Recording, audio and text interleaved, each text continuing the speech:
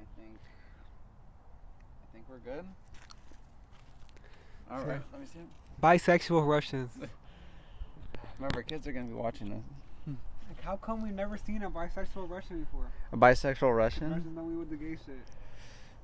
What I say? Oh, all right, you get the one. You get that. Oh, I'll let okay. the one word slide. Okay. We'll cut all that out. Okay, we start from the top. All right. Wait. Let me do a clap.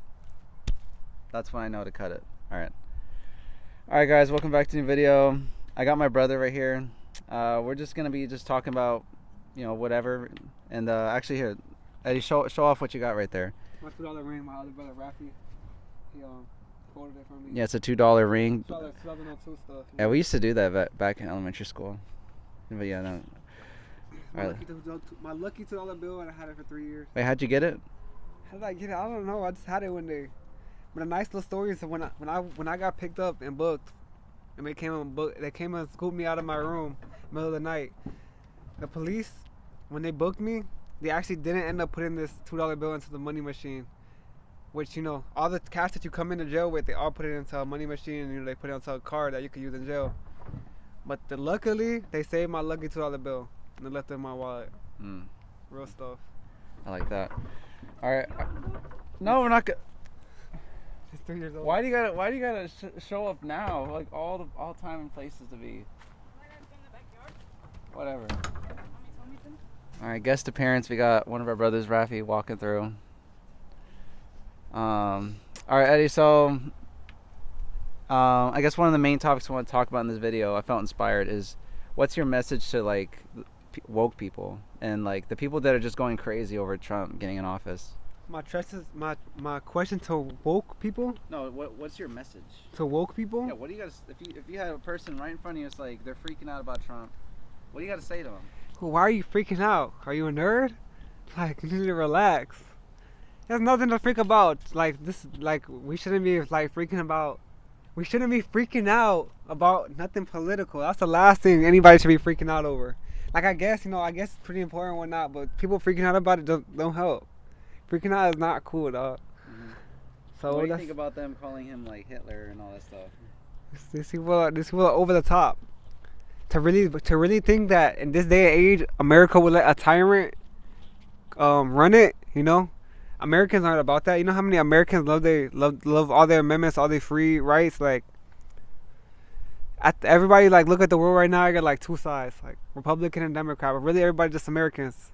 Everybody just want more money at the end of the day. Everybody just want to live a good life. Mm-hmm. What about like the people who want to teach kids about sex and stuff in elementary school? I definitely think it's wrong. Like, there's definitely a time and place for everything, and just there's better things to learn about, more natural stuff that comes to somebody to learn when they're that age, Yeah, I think let the parents do that. Learning stuff, but like stuff comes to you naturally too. Like the older you get, your brain starts to want to go that way, and that's already middle school, Yeah. No elementary school for real should be worried about anything about fucking none of that, about sex or any education like that. They don't really need it. It's good to know if they were for real like being raised to be crack babies, I guess, but in the world, this gentrified world that we're trying to raise all these kids to be good, upstanding citizens. Hopefully, they don't need that at the age of elementary school. They should be prepared for that at middle school. And with the latest, high school. The most importantly in high school would be the most important. Middle school is like a good head start. But elementary school is the most like way too early to start. It's crazy. Our kids really... Whatever. Yeah, just like set it back up there. I'll deal with the dirt later. Like our kids... Can people expect kids with underdeveloped mind to have complete understandings about stuff like that? Like they're crazy. They are. They're crazy people, and those are people who got agendas about ruining the world for real. No, that's not gonna help. All right. Yeah, I think that's good. That's it. All right. Yeah, I guess my message to woke people is To woke people? I didn't know that's what we. That's what I said, to woke people. I think it's to world people. No. All right. Well, woke people are up.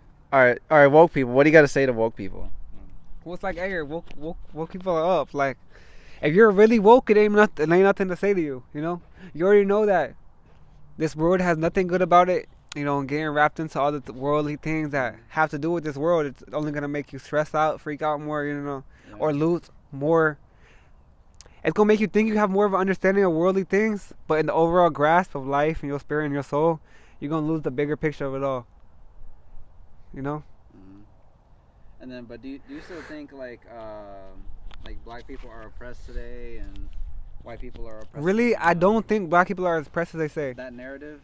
No, it's a bad narrative. Ever since I grew up, everybody wants to be black around here. Like everybody loves black music, like you know, rap music, yada yada, and it's have such a big influence on American culture.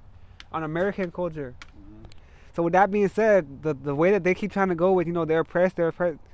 I mean, yeah, I mean, so, you know, you can't hide. You know, some places you're gonna be oppressed. Some places you're gonna get dirty looks. Some places you're gonna be looked a little different. That's what it is. It's just life. But in most places, I would like to say, especially the more thriving, bigger populations, nah. Black people or anything get to do have more freedom than some white people. I'll say white people are starting to become more and more oppressed these days. Why is that? They're not allowed to say as much. They get more nervous around black people, like especially they can't say certain stuff. Like they get nervous. Like they talk about anything oppressing around black people. You know, black people just wanna get on them. I just seen this movie yesterday. And it was talking about like it was actually just about like that, like about how black people, you know, feel so repressed. And that this one guy, he made it to Yale, and he's in Yale, and there's this whole group of black people, and you know, this white campus, and they're all talking about the hate that they receive from campus. And it's like, it's inedible, you know what I'm saying? It has to, you know, start mixing in some place. But hey, somebody got to deal with it. It's like, the black people aren't getting depressed, the white people are, you know? Yeah. And you're holding the mic away from you a lot. Yeah, alright. But I don't think they're as oppressed as they say. And like you've seen, you know, the BLM movement, the main leader ended up turning on her whole movement, ended up keeping a lot of the millions that she made. What? And profited off of it. Oh, okay. I heard she bought a mansion. Yeah, like she was buying all that crazy, like, and she's for the movement, and she's buying all this personal stuff. You know, like a lot of it's not what it seems. You know, all these political leaders, look at what they do. She changed on the people, millions of dollars. I wouldn't have did much for, you know, a million people, but had something for a million people, and she selfishly did it for herself, and she's supposed to be a political leader. That's why I don't believe none of that movement. Anything that if the leader is all bad, I don't follow the movement. So what about Kamala Harris? Like I said, the leader's all bad. I can't follow the movement. Like Kamala, like yeah, she got good points, but just for some of the fake stuff she does, I could never get behind her. As a president, I could never have respect for her. Like, and just that being said, you know, she can't be my president. Yeah, I can get behind that. Trump, I have some respect for Trump. Even though he says wild stuff, I got some respect for Trump. As a man, I have some respect for Trump. He could be my president. He gets stuff done. Other than that, when we start getting too political and into all the policies that they're putting in and whatnot, now I can't keep up, you know. But as people and as leaders, I can only say so much, you know. But I definitely think it takes a worldly person with really worldly views and a worldly perspective to really 100% get behind a president fully and love that president and be like, yeah, he's the man. Everything he does is 100% right. No, I think those are the most brainwashed people right now in the nation. Yeah. And then let's see.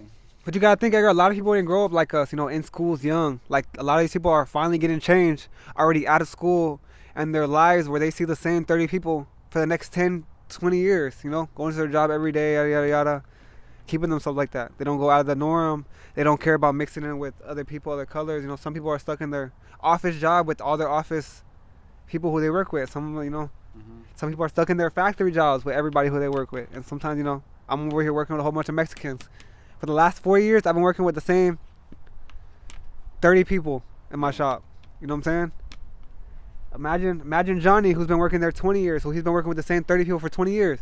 All he gets is all the newest information he gets from the world is when a new guy like me comes in and starts mixing it up, and stuff gets a little different. You know, you get a little taste of different places, but Johnny's not gonna go to college or go to school or go meet me at the hookah lounge at 2 or 3 in the morning. You know, like people don't mix in with everybody like that, and that's why people's perspectives are so one-wayed. Wait, let me see if it's still rolling.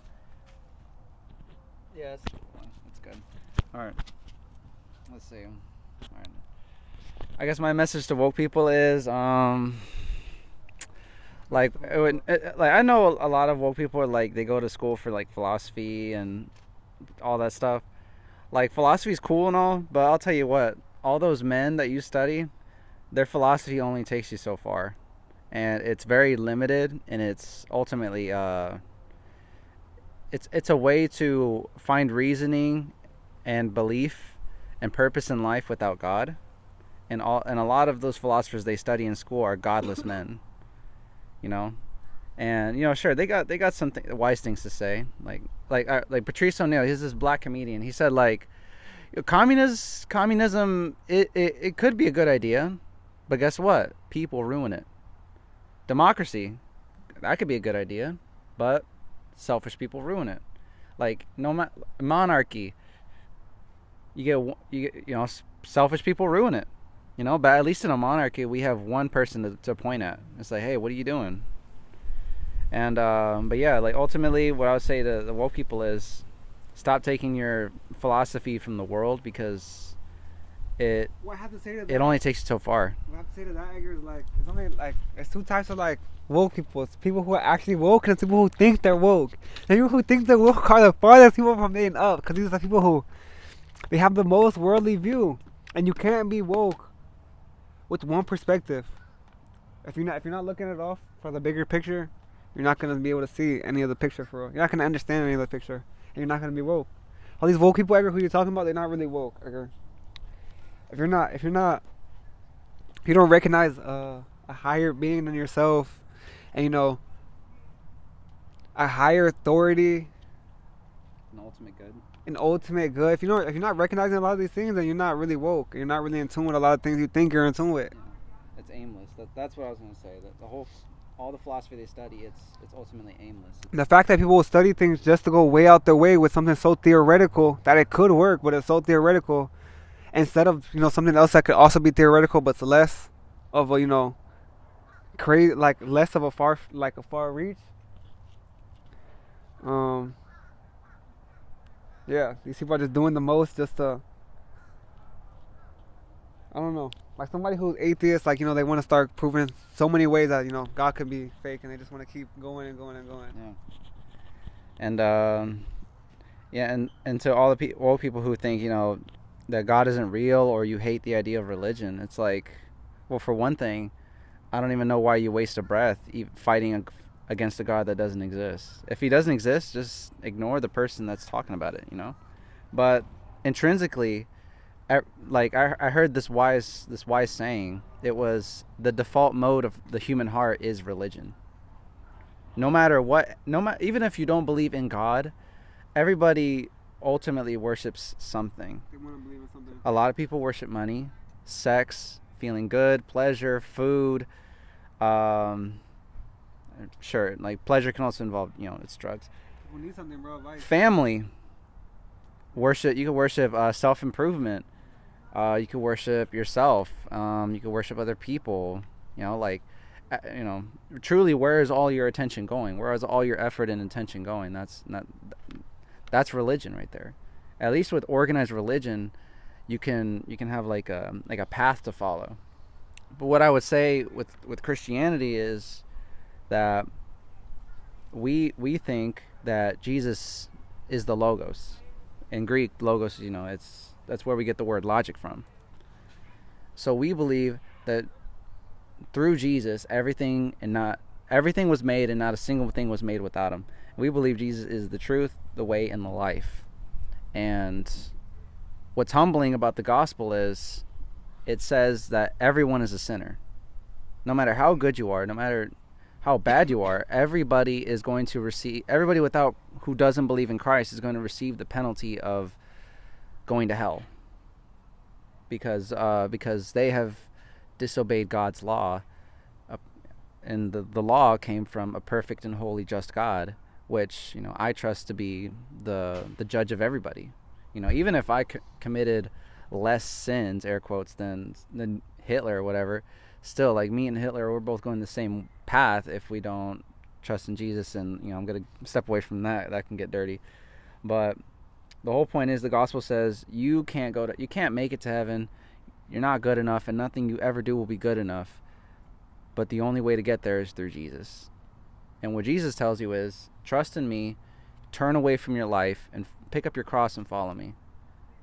All right? And then and on the other side of that, when you trust Jesus, you receive the Holy Spirit, and you become a new creation, is now, like, if you try to go back to the way you used to live, it's really not gonna help you, because then you'll come to realize, you know what, having sex outside of marriage, it's not as pleasurable, it's not as fun as it used to be.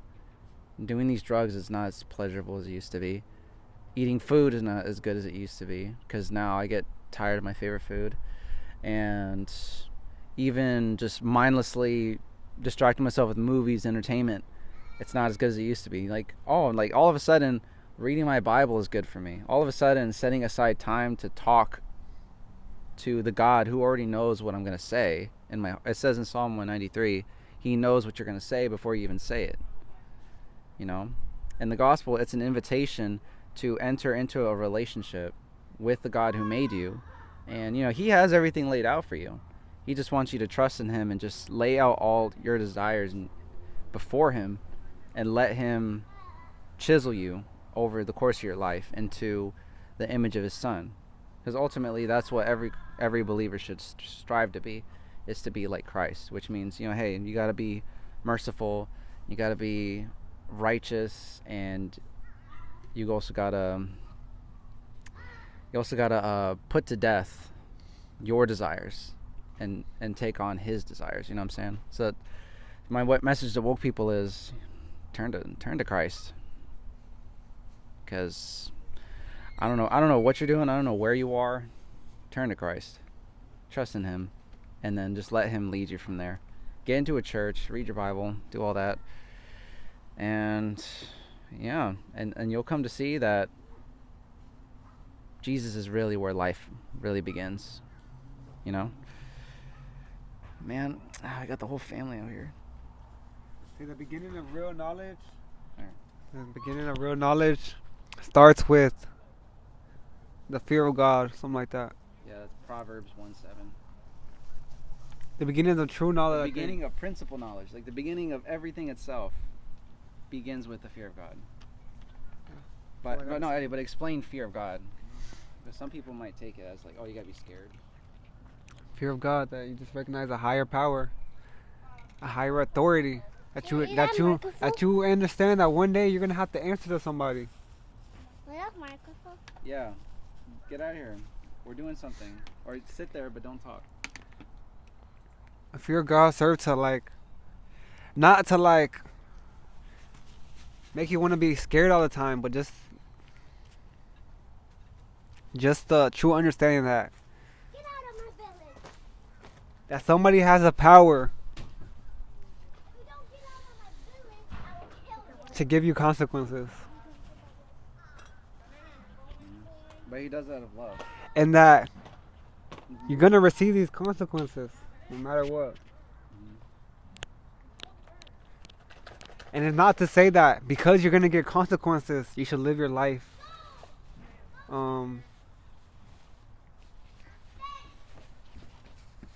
not because of the consequences you should live your life straight, worried about the consequences, but you should live your life anyway. And hopefully, I'm not saying that right. Am I saying it right? Alright, let me see. Alright, so how I would explain the fear of God is, it's reverence, deep respect, right? So like everybody in their life has somebody that they respect. And let's say in their eyes you don't want to do wrong, so you start observing your actions. It's like, maybe like you're in the supermarket, you see a little candy bar that you could easily put into your pocket, right? You know, you got enough money to pay for what you got, but you want to sneak that little thing in just for whatever. The fear of God is like, okay, wait, let me not do that, because I know that God is watching me, and also because I love him and I know he loves me. So my response right now is I'm gonna not do that. Yeah, instead, I'm gonna choose to deny myself this opportunity to get this candy bar. And then that's another thing that what happens with the power of the gospel is it's our response to God's love is how we live out this transformed I life. think that too. You don't think. I mean, yeah, technically you still will make the right decision at the end of the day, but you don't think that there's any type of consequence for like the only reason you're not doing something is because of the consequence you could get. Sure, yeah, there's that in the back of your head. Well, that's But because we love God, it's like, why would I want to do that? Why would I want to run back to this when I have this? You know? a good way to think about it. Like I was trying to say earlier, like I was trying to say like it's not the consequences isn't to be looked at and be like, yeah, I don't want to rob the bank because I could do time in jail. But if I wasn't gonna do no time in jail, would you still rob the bank? A lot of people would probably say yeah. But then I would ask them, why do you need to? Hey, it's gonna help with this, and that. Help me get some money. Yada yada yada. Money, it helps. You don't even gotta talk about how money can help. Because it goes back to the question: would you steal bread for your family if they were starving?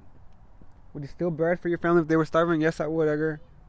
Yes, I would, bro. All right, but is that the right? Is it right to steal from somebody else's? And that's the thing. Who they possibly need to feed their family? Well, that's all I always felt. Yeah, like it is bad for you to take that into your own hands, into your own judgment, to think who is it right to steal from and who is it wrong to steal from. And you're right, it's not right to steal from nobody or anything. But I feel like under the right circumstances, it won't hurt your own soul doing things like that, like stealing bread for your family that's really hungry. If they're really hungry, they really need it. I feel like you really can steal it, and it's not even like stealing. I feel like God's gonna present the perfect.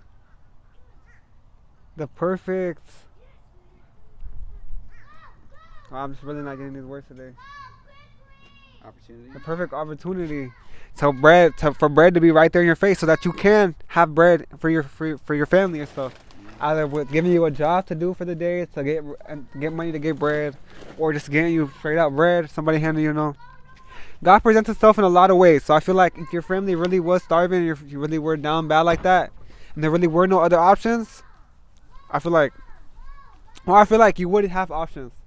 But when there's really not any options, I mean, I would when it comes down to it.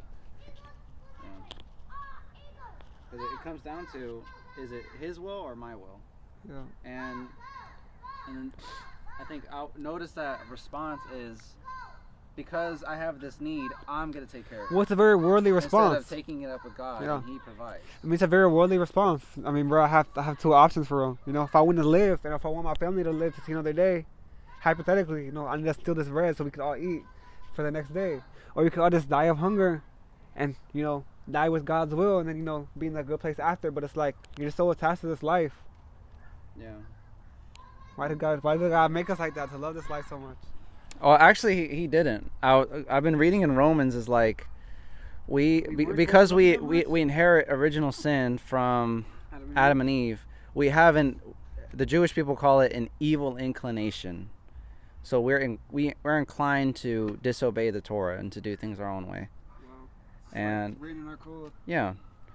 And then in that moment, like if we were talking about the bread thing, it's you gotta pay attention to the first response. Do I fall to my knees in prayer and ask for God to, like, hey, please provide me bread for my family. Your servant needs food for his family. Father, please, help me. And as that, I think in Matthew, is Sermon on the Mount. It talked about how Jesus said, look at the birds and the animals everywhere. Notice how every single day they're provided food because of God. God feeds them. But how much more precious are you?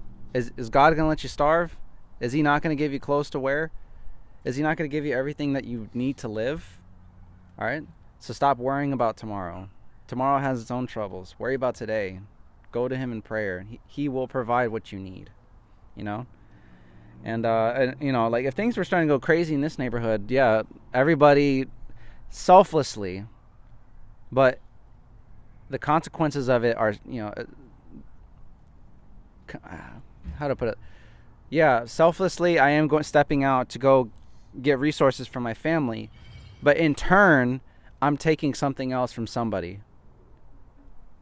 You know, and it's like a selfish choices that go back and forth, which and Humanity. and then everybody starts like, oh, I'm gonna kill you, I'm gonna slit your kid's throat unless you give me back that loaf of bread, dude. You know. Like you were saying, all these political. Careful. All these political like dictatorship, monarchy, democracy, like they're all good. I really don't got the words. They're all good policies put up. Well, they're all good systems put up and stuff. But yeah, with the selfishness of humanity, like, what can we expect? Everybody wants to have the best. Everybody wants to be the biggest. Everybody wants to overconsume. And you have some people who, like myself, for instance, like Edgar, when I was trying to tell all my friends, like, I'm done.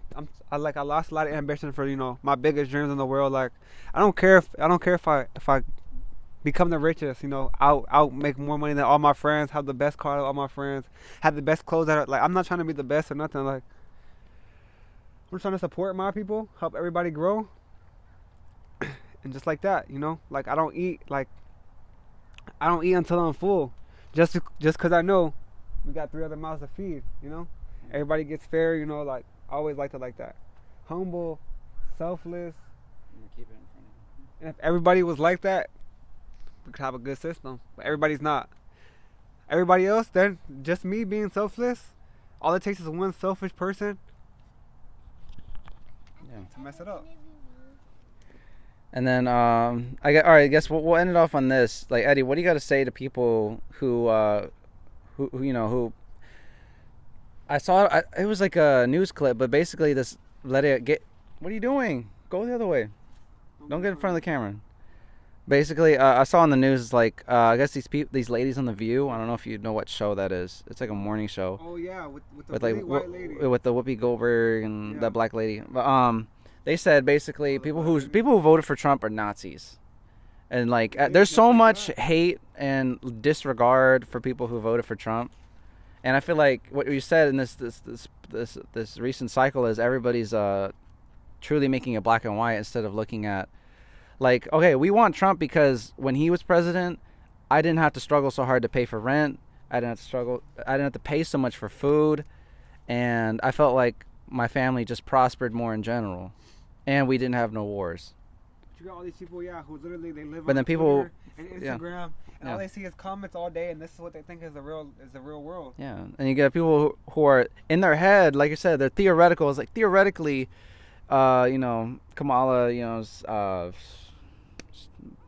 I don't know what they were thinking she was gonna do, but the thing is, I don't trust her because she's literally been co-commander, like sub commander in chief. She's vice president of the United States, like second in command, and Joe Biden said that she was right there with every single thing that they did, every single thing.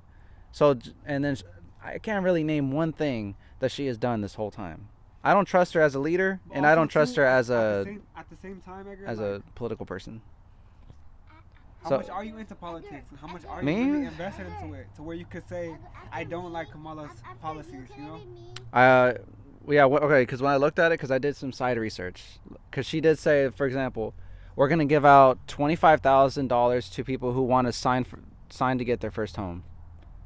So crazy, a lot of free money up front to help you buy your first house. Now imagine a lot of people do that. For one thing, a lot of experts I looked up experts on YouTube. They said basically there's going to be less houses to buy, and the prices of houses are only going to shoot up because there's less supply for the demand. Everybody's going to have 20 bands up front. Everybody's going to put 20 bands on top. Yeah. No, stop talking. Then you get one, okay? Yeah. All right. But there was that, and then for one thing, she never addressed the whole thing with the border.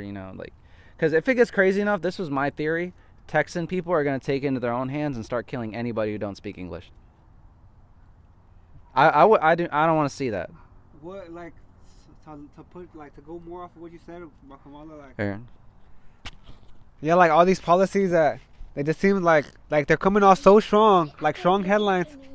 Like they're coming so strong with headlines at the beginning, like Kamala's gonna give $20,000 to first home buyers, and like you just said, out of nowhere, like has she even like talked about it ever since? Like she never gave up any way, like how they could actually make it happen. Like she's just saying good stuff, catching sweet headlines, and like it's getting so much publicity and so much push from a lot of women and gay men and the blue side in general. I think just because she's a woman, and these people all just want a woman president so bad. Black. Because she's a woman and she's a little black. I don't think she's fully black. Like, she looks mixed. She's Jamaican. Oh, yeah? Or Indian, apparently. Well, like, Indian and Jamaican could make sense, but... Another big thing she was talking about was abortion. Like, what are your thoughts on that? Abortion, Edgar, I thought I had a girl pregnant last month. Last month? Wow. Right? Alright. And so... her period was late. Okay, I hope this ain't too much for the podcast, but her period was late a week, and so she's already thinking, you know, oh my gosh, yeah, that's take a pregnancy test that day. I'm gonna tell you my whole thoughts to all of this. You know, when she told me that her period was late, I'm just thinking, I know what I did. You know, I'm expecting. You know, I understand the consequences of what I did. You know, I could have a kid coming out. You know, in 9 months. Yeah, that's what happened. Not in my head was I think at all, you know, abortion prices, abortion clinics. Oh, after 6 weeks you can't. I fully accept all my consequences as they come, you know, just like that. So, I'm not really for it, but it's all the women's choice. Like I'm not gonna, you know, strap a girl down and tell her you're gonna have this kid, you can't abort it. No, if she wants, I'm all to support it. Like I say, I'm here to support. If you don't want my support, then that's that. And if she wants to abort it. Well, let's say she wants to get rid of it, but you want to keep it.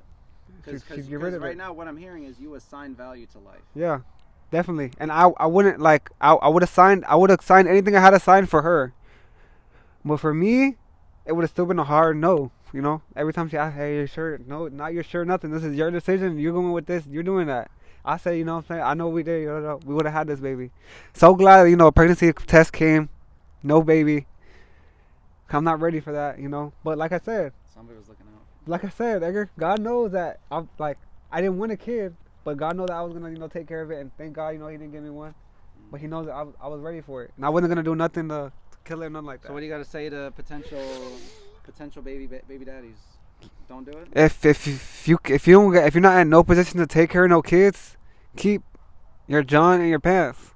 Go to work, get some bread, do something. Yeah, buy some condoms. There's plenty of things you could do.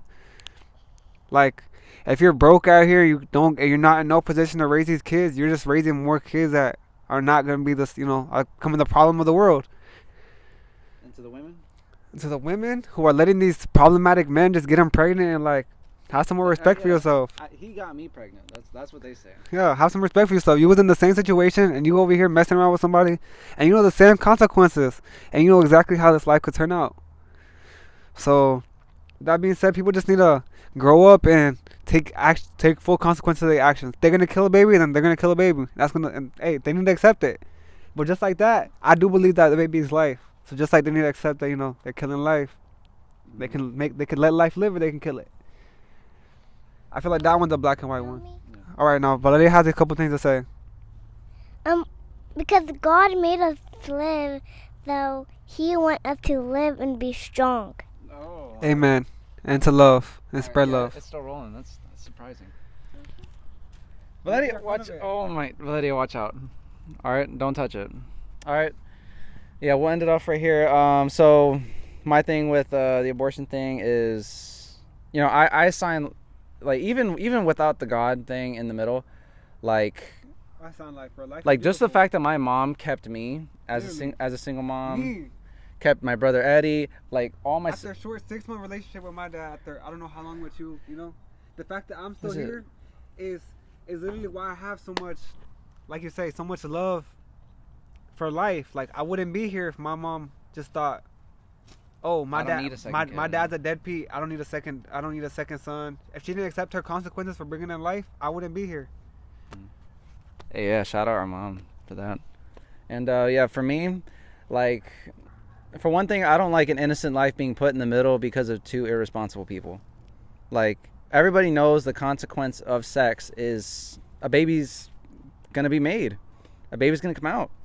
All right, and then for people that want to enjoy what comes in between, the pleasure, like we're in 2024. We have the pill. If it's too expensive for you guys to go out and buy, just keep in your pants. It's pull out, all right.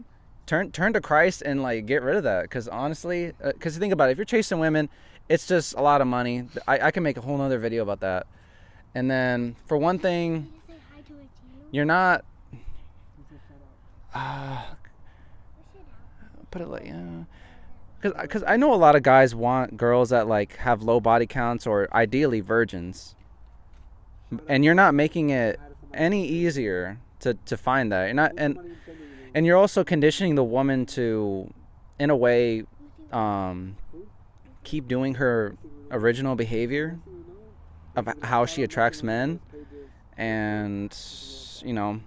I don't know how you're going to get mad at a woman that you decided to engage with. So, and let's see. And another thing is too, I'm just going to, I can't, this shouldn't have to, I shouldn't have to say this, but obviously with, men taking advantage of women and like the whole incest thing, those two things should never happen.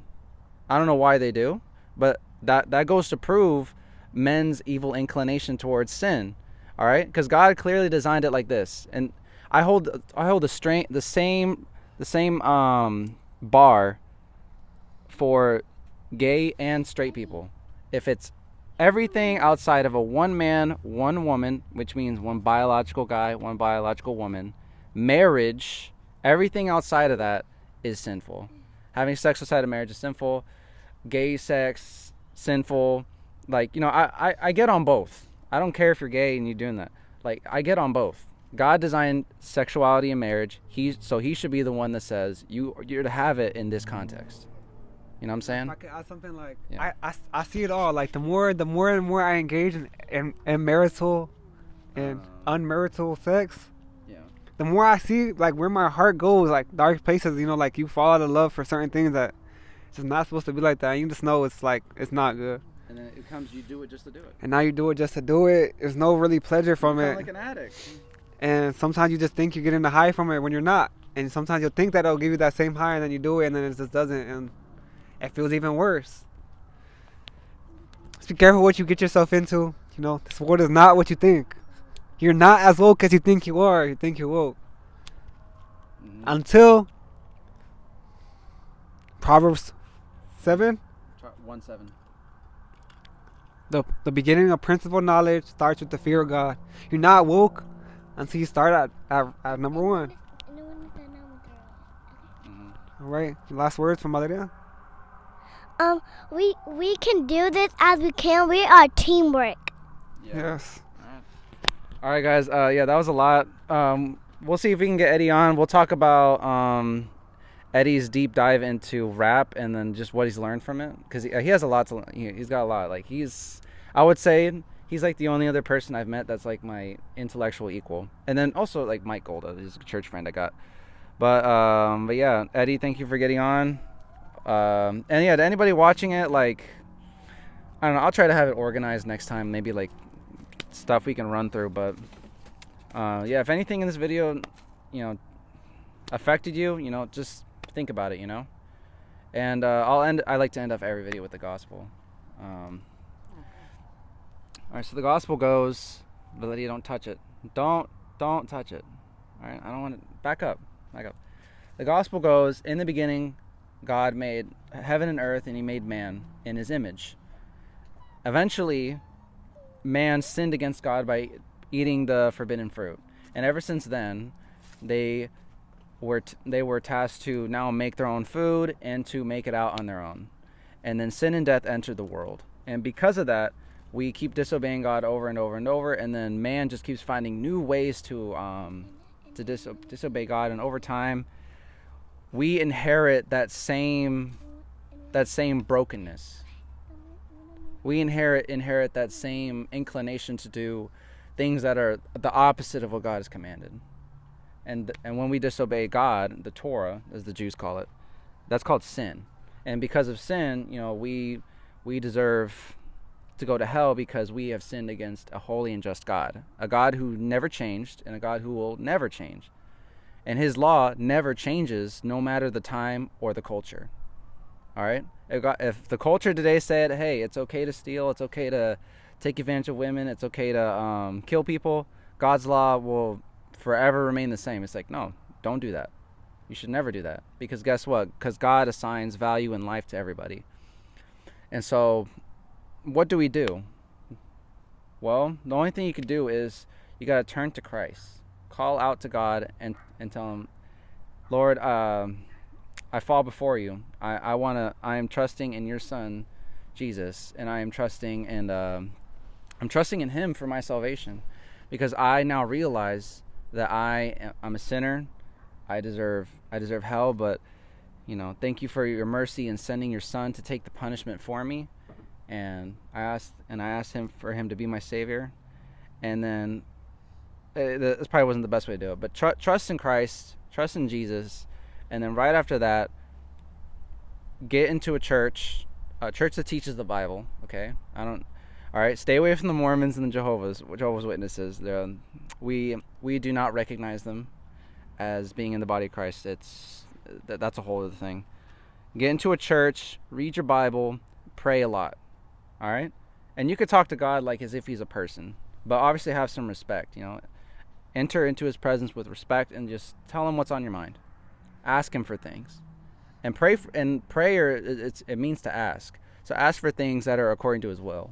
So if you want a wife, pray for a wife, and pray that you can become a godly husband to take care of that wife, because a godly wife has a standard, and she should. That's a tip for women out there. And so, and then from there, you're gonna fall. You're gonna go left and right. But the whole point is chase after Christ and chase to be like him. All right. And any last thoughts?